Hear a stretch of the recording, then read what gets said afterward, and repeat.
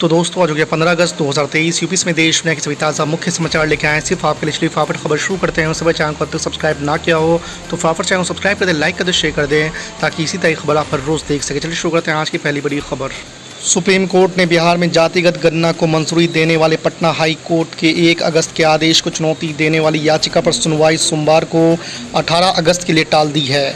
आपको बता दें कि न्यायमूर्ति संजीव खन्ना और न्यायमूर्ति SVN भट्टी की पीठ ने गैर सरकारी संगठन एक सोच एक प्रयास की ओर से दायर याचिका को हाई कोर्ट के उसी आदेश को चुनौती देने वाली अन्य याचिकाओं के साथ 18 अगस्त को सुनवाई के लिए सूचीबद्ध कर दिया है।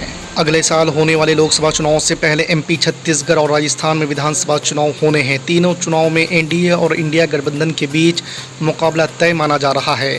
आपको बता दें कि बसपा दोनों में से किसी गठबंधन का हिस्सा नहीं बनी है। इस बीच बसपा प्रमुख मायावती ने भाजपा और कांग्रेस दोनों से दूरी बनाने का ऐलान किया है। नोएडा में महिला से बदसलूकी के बाद चर्चा में आए श्रीकांत त्यागी ने भाजपा और उसके नेताओं पर जोरदार हमला किया है।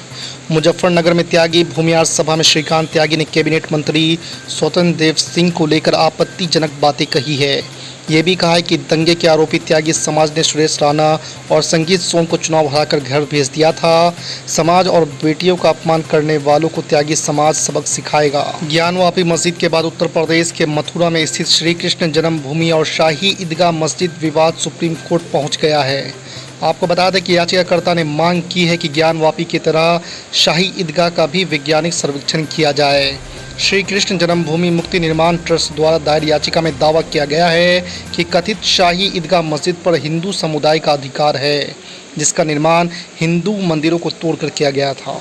कांग्रेस महासचिव रणदीप सुरजेवाला ने अपने एक बयान पर भारतीय जनता पार्टी के हमले के बाद सोमवार को हरियाणा की भाजपा एवं जननायक जनता पार्टी की गठबंधन पर सरकार पर फिर से तीखा प्रहार किया और कहा कि युवाओं के भविष्य पर बुलडोजर चलाने वाले लोग असुर नहीं तो क्या देवता हैं। उन्होंने ये भी कहा है कि उनकी बात को तिल का तार बनाया गया है और वो गीदड़ भपकियों से डरने वाले नहीं हैं। दिल्ली की कैबिनेट मंत्री आतिशी को अब विजिलेंस और सर्विसेज डिपार्टमेंट का भी जिम्मा मिल गया है। मुख्यमंत्री अरविंद केजरीवाल के प्रस्ताव को LGVK सक्सेना की मंजूरी मिलने के बाद सोमवार को नोटिफिकेशन जारी कर दिया गया है। इसी साल मार्च में पहली बार दिल्ली सरकार के मंत्री बनी आतिशी की जिम्मेदारी लगातार बढ़ाई जा रही है। कांग्रेस पार्टी अब भारत जोड़ो यात्रा के दूसरे चरण की तैयारी कर रही है। खबर है कि इस बार नेता राहुल गांधी और पार्टी की नज़रें आगामी विधानसभा चुनाव वाले राज्यों पर होगी। साथ ही इस बार राहुल बड़े स्तर पर उत्तर, मध्य और पश्चिम भारतीय राज्यों को कवर कर सकते हैं, जिसकी शुरुआत अक्टूबर से हो सकती है। हालांकि यात्रा के रूट को लेकर कांग्रेस ने आधिकारिक तौर पर कुछ नहीं कहा है। कारोबारी रॉबर्ट वाड्रा के प्रियंका गांधी पर दिए गए बयान के बाद तमाम तरह की अटकलें शुरू हो गई है। वाड्रा ने हिंट दिया है कि कांग्रेस महासचिव प्रियंका गांधी आगामी लोकसभा चुनाव लड़ सकती है। उन्होंने कहा है कि उन्हें निश्चित तौर पर लोकसभा में होना चाहिए। इसके बाद तमाम नेताओं की प्रतिक्रिया आने लगी है। आपको बता दें कि शिवसेना नेता संजय राउत ने कहा है कि अगर प्रियंका गांधी वाराणसी से PM मोदी के खिलाफ चुनाव लड़ती है तो निश्चित रूप से जीत हासिल करेगी। पाकिस्तान से भारत आई सीमा हैदर की मुश्किलें कम होने का नाम नहीं ले रही है। अमित जानी द्वारा बनाई जा रही फिल्म कराची टू नोएडा को लेकर कई लोगों की तरफ से धमकियाँ भी मिली है। अब राज ठाकरे के महाराष्ट्र नवनिर्माण सेना के नेता ने सीमा हैदर को धमकी दी है। MNS नेता अमेय खोपकर ने कड़ी चेतावनी देते हुए कहा कि इस तरह के ड्रामा को बंद किया जाना चाहिए, नहीं तो MNS की कार्रवाई का सामना करने के लिए तैयार रहें। असम में 14 लोकसभा और 126 विधानसभा क्षेत्रों के परिसीमन मसौदे का भारी विरोध शुरू हो गया है। आपको बता दें कि 1976 के बाद हो रही परिसीमन की प्रक्रिया शुक्रवार को समाप्त हो गई।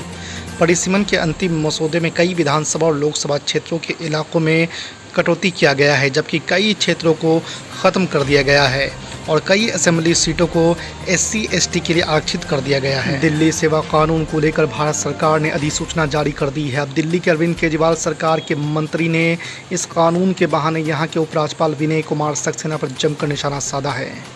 केजरीवाल सरकार के मंत्री सौरभ भारद्वाज ने कहा है कि जब तक इस कानून को अदालत पलट नहीं देती तब तक दिल्ली में अराजकता रहेगी और LG दिल्ली की जनता के लिए कोई काम नहीं होने देंगे। यूपी की योगी सरकार अब अपर प्राइमरी स्कूलों के शिक्षकों को सौगात देने जा रही है। ये सौगात इस साल शिक्षक दिवस पर दिया जाएगा। सरकार शिक्षकों को 2.38 लाख टैबलेट देगी।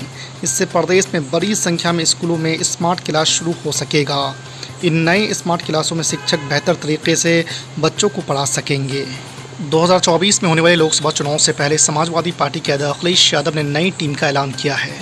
2024 की जंग में उतरने के लिए अखिलेश यादव ने उत्तर प्रदेश के 182 राज्य कार्यकारिणी तय की है। सपा प्रमुख ने इसके लिए पिछड़ों, अल्पसंख्यकों और मुस्लिमों को खासा प्रतिनिधित्व दिया गया है। आपको बता दें कि वरिष्ठ नेता आजम खां के बेटे अब्दुल्ला आजम खां को सचिव बनाया गया है। दरभंगा एम्स पर उप मुख्यमंत्री सह स्वास्थ्य मंत्री तेजस्वी प्रसाद यादव ने केंद्रीय स्वास्थ्य मंत्री मनसुख मांडविया पर पलटवार किया है।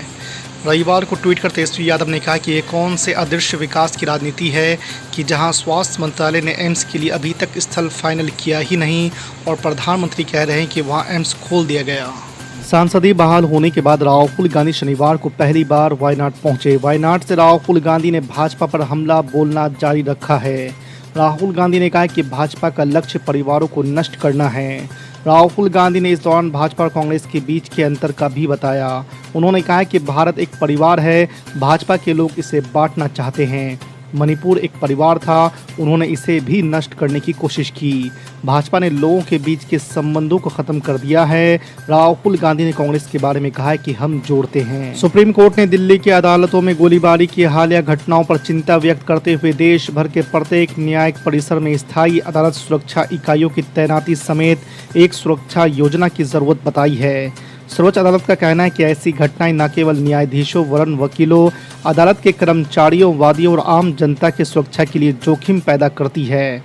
इसके साथ ही सुप्रीम कोर्ट ने अदालत परिसरों में सुरक्षा मजबूत करने के लिए कई दिशा निर्देश जारी किए हैं। पश्चिम बंगाल की मुख्यमंत्री ममता बनर्जी ने शनिवार को आरोप लगाया कि केंद्र की मोदी सरकार ने मणिपुर में अत्याचार में शामिल लोगों के खिलाफ कोई कार्रवाई नहीं की है।